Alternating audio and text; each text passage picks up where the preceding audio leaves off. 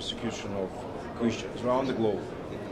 And we are using this global international forum as an opportunity to meet you and other guests from different regions who are really faced those facts and situations of persecution of the Christians. That's why I have a number of questions, but it's improvisation, so there are no list of questions. I know what I'm talking about. Yes. I know the topic, so that's why we just do it.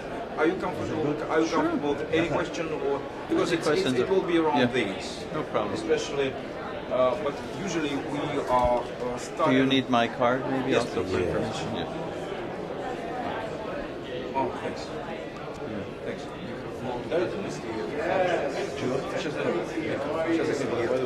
Test the microphone. Testing 1 2 3. Testing 1 2 3. Testing. 1 2 3. Uno due tre. It's good. The sound sounds good. Microphone нормально. This is the last day for this Sunday? Tomorrow. Tomorrow's last day. More here in the setup? Yes. Yeah. Tomorrow will be the last day. Видишь, чуть-чуть микрофон либо ниже, либо не в кадре плохо. Еще надо даже, а может подвинем чуть-чуть? Да, подвинем. Would you please just move a little bit because it's not a little bit more. Okay. Такой лучше. Вот такой, да, вот такой лучше. Так лучше. По крайней мере, как не видно. How many people from your country are here?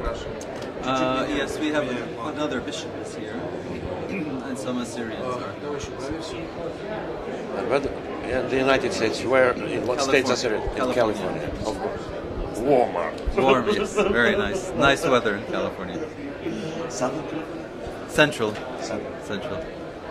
Yes, not too warm, not too cold. Just right. Чтобы микрофон сейчас уже в кадре залез. А может быть мне тебя сверху как-то, а? Ну нам удочка нужна, блин, нету ее. Ну вот сейчас хорошо, вот так держи. Как сейчас звук? Soundcheck. Yes, in California we have about 40,000 Assyrians just in California. And then about 80 plus. Yes, from California. But I travel to the Middle East often. To Syria? Iraq, Syria. Okay. So predominantly in Iraq and also Syria. Так нормально? You need a sound check or a mic check? 1, 2, 3. I've done this before, that's all. 1, 2, 3, 1, 2, 3. Modesto, it's close to.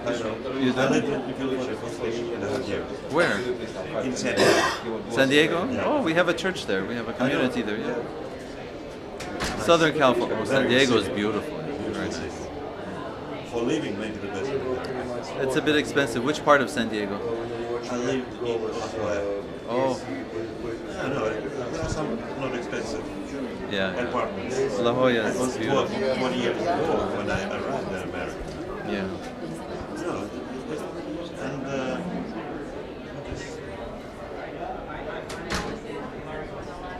another place. What did you do in San Diego? I worked as a chemical engineer. Oh. We're ready. Okay. And as with all the guests, Shall I look at you or the camera? maybe to me, but I need to be close to the camera. Like Okay. this. So it's like because directly to the camera is a little bit Yeah. weird. But let me start as well, same way I did before. So with all of the guests and heroes from the documentary. Could you please introduce yourself and give us what is your name and position? I am Bishop Mar Awa Royal. I'm the Bishop of California for the Assyrian Church of the East, and I am also Secretary of the Holy Synod, and I am responsible for ecumenical relations of the Assyrian Church. And you are Assyrian. That is correct, yes. Because of your nationality, because of your faith, and because of the people you are dealing with, you are, as far as I understand, take a lot of trips to the Middle East, and Correct. you are able to witness what is going on there. Would you consider a situation in the area, in the region, with regard to Christianity as a real disaster? As a murdering of Christians there by terrorists and by Islamic jihadists? Well, certainly what has happened to the various Christian communities, our own, the Assyrian Church, and also the other Christian churches that we have there, that we've lived there for 2,000 years, is very catastrophic, because it has left these communities vulnerable to Islamic fundamentalism, to other fundamentalistic ideologies. It has left our people displaced within their own countries. It has left our people to be refugees to the other parts of the world. So basically, the result has been very, very bad, and unfortunately it's ongoing. And although we continue to pray and hope, but we still haven't seen the light at the end of the tunnel yet. Our people are Christians who are forced to give up their Christian faith because of they are scared to be persecuted, even to be murdered. Do you know such examples? We have heard of some cases, especially in the Mosul area, when, as you'll recall, that ISIS took over in the summer of 2014. There were a number of Christians that were living in Mosul and around the townships around the city. And although the majority left, there were a number of families that remained, and some of them actually were forced to convert. Others had to pay the head tax, the jizya tax, in order to be able to survive. So there are documented cases of that. And people are poor because of war, because of local conditions and problems, so that's why they are not able to pay this tax. So they are forced, like physically and mentally and financially, to convert. That is correct. Do you consider this as a target of Islamic State to completely erase Christian population, Christian faith out of Middle East? Oh, definitely. The Islamic State, or what is known as ISIS, has a program to eradicate Christianity from the Middle East. And as anyone who studied the history of the church will know, that Christianity was born and flourished in Christianity in the Middle East since the time of our Lord and his disciples. So that is programmatic. I mean, they have a program to eradicate and to eliminate Christianity from those countries.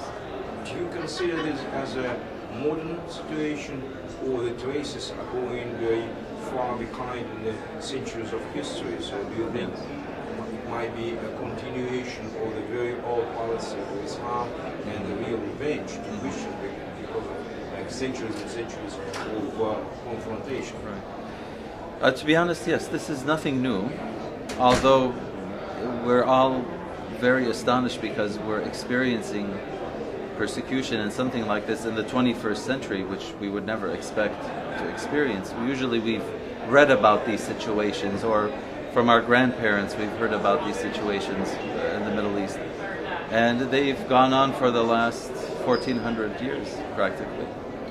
So it's something that's embedded in the history of the advent of Islam. And you mentioned that the Assyrian church in there has a very long history, right? So would you please tell a few words about the Assyrian church in Iraq and the Middle East? Well, the Assyrian church goes back to the time when Christ was actually still preaching in Jerusalem. The last year of our Lord's ministry, one of the kings in Mesopotamia, his name was King Abgar, who was the king of a very small city-state known as Edessa, which is in southeastern Turkey today, modern city of Urfa. and he was ill, and he had heard about Jesus and that Jesus was healing sick and was raising the dead. So he sent some emissaries to visit Jesus in Jerusalem right before the Passover, the last Passover that Christ celebrated. And he brought a letter asking Jesus to come and visit him in Edessa to heal him from his illness. And then Christ blessed him because he believed without seeing. And he said that I have the work of my Father to finish here, but after I am ascended into heaven, I will send my apostles to come and heal you. And he sent Saint Thaddeus, or Mar'ade and Marmari, from the group of the 72 apostles to visit King Abgar 3 years after the resurrection. And as a token of blessing, one of the emissaries of King Abgar painted the face of Christ. And Christ blessed that image, and they brought it back to Edessa. And it's known as the Holy Image of Edessa, which is actually the first icon in Christianity. And I know, because I visited Russia 3 times, that one of the most favorite images is the face of Christ, which actually has its origins from Edessa. Does this image still exist? The copy exists. There was a copy made after it was taken from Edessa to Constantinople around the time of the Emperor Justinian. A copy was made in the year 950. The original is lost, but the copy is now in Genoa in northern Italy. If we would focus on the forum you are attending and taking into consideration the joint efforts of the many countries trying to pacify somehow the situation there to help Christians, do you think the efforts the global community are making now are enough or not to help Christians to survive? I think it's a very good beginning, but it's only a beginning. Many more efforts will be needed. We need the stronger countries in the West to really stand up for the Christians of the Middle East.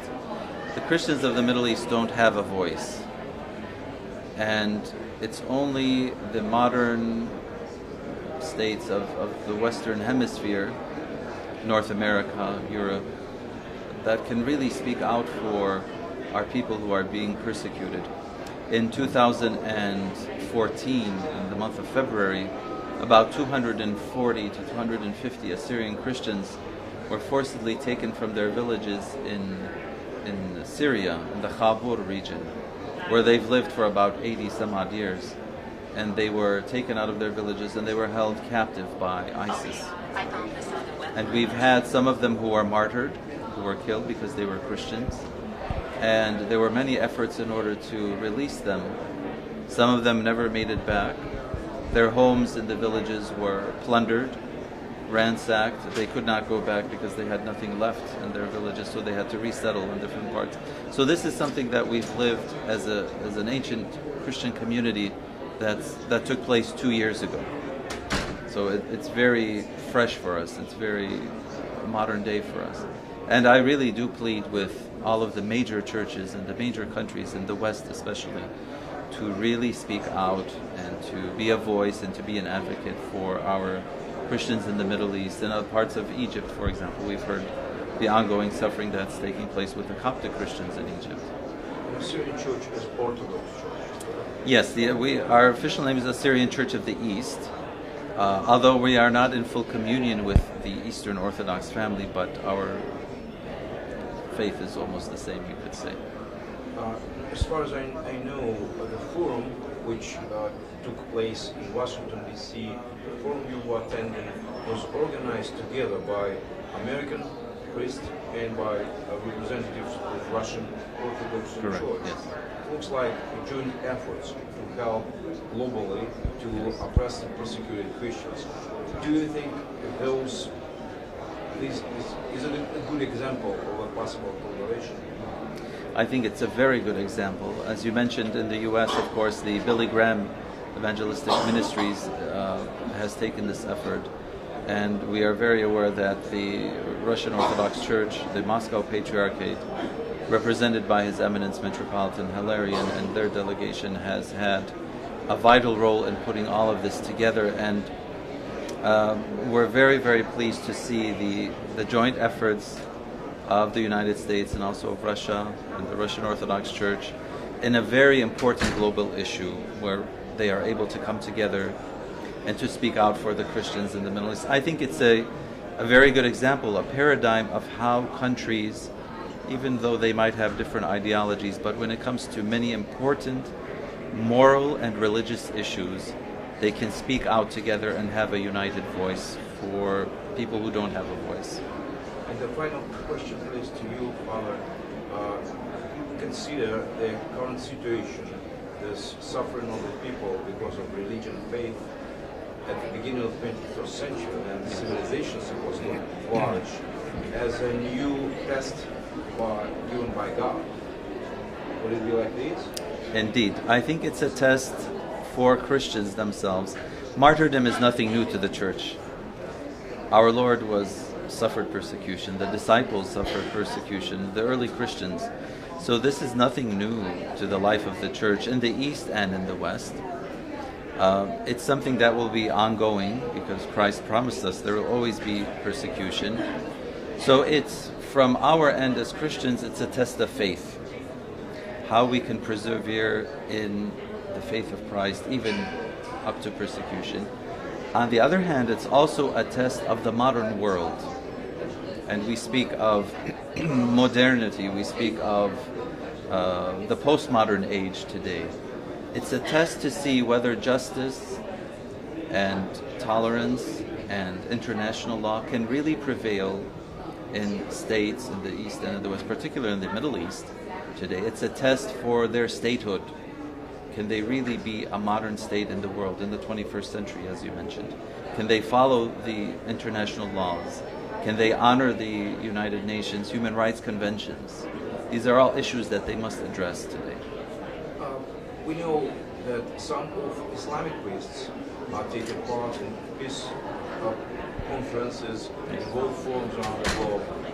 Were you able to talk to them as well? And did they confirm to you that one of the current situation's details is a possibility for a Muslim to kill Christians as infidels and to step up to a new stage, like mentally for them, not mentally, spiritually. Right. We were told that killing 7 Christians to them being agreements, killing 14 being Khalid or something. Yeah. Have you ever been speaking about this with Islamic priests? Not personally, but I know that many of the leaders of the Eastern churches in Iraq, Syria, have taken part in many conferences, especially in Egypt, for example, the University of Azhar, which is a symbol for the Muslim world. And I realize that there are many Muslims who are not happy with what's going on in the name of Islam, in the name of the Islamic religion. The only thing is that we need good Muslims who understand what the world is today, who understand Christians, who understand tolerance, to speak out when, in the name of Islam, these atrocities are being committed. I think that's very important. I was given to understand that there is a good relationship between the Muslim communities in Russia with the Orthodox Church, with the Christian communities. That's a very good sign. It's a hopeful sign, but we need more Islamic communities and leaders of the Islamic faith, especially in the Middle East, to speak out when these persecutions and when these beheadings and these atrocities that are being committed in the name of Islam, when they're committed, they really need to speak out and condemn them. That, as Christians, that's what we expect. Just as any Christian who would, if he were to commit something against a Muslim, we would condemn that act because it's not in keeping with the teaching of Christ. So I think that's important. Not enough of that has been done. Very little of that has been done. And we truly expect that the Muslim faith leaders who are understanding and who appreciate who Christians are will speak out against these atrocities. Did you notice some sort of silence from global media to the situation, to the persecution of the Christians? Because me personally, I didn't watch a lot of stories, reports, documentaries about it. Some, yes, but not globally, like NBC, CNN, CBS, Germans, Japanese. Do you consider the lack of attention from the global media as what? As a misunderstanding, or it's a targeted policy? The lack of attention given to this very important global issue of the persecution of Christians. And in our conference, it was made very clear that Middle East, of course, is in the spotlight now. But there's persecution in Sudan, in southern Sudan. There's persecution in Indonesia. There's persecution in many other countries. And this is being systematically ignored by the major media outlets in the U.S., unfortunately, and also in the major Western countries. So this is, it's a systematic ignoring of the Christian situation. The Christian persecution is not important. It's not newsworthy. They'll get over it. The world will forget about it. But silence is complacency. Silence is joining in with the person who's committing that atrocity and being just as guilty. And acts of persecution committed not just against Christians, against any religion, should be outcried by the world. But today there is a systematic persecution of the Christians, and that needs to be said, and it needs to be condemned for what it is by the major news outlets that we have in the world today. And unfortunately, they're not doing their job. Thank you, sir. Thank you for having me. Thank you very much indeed. Thank you so much. Yeah. I hope Thank you that so much. that Very, very your documentary interesting. Thank you for your time.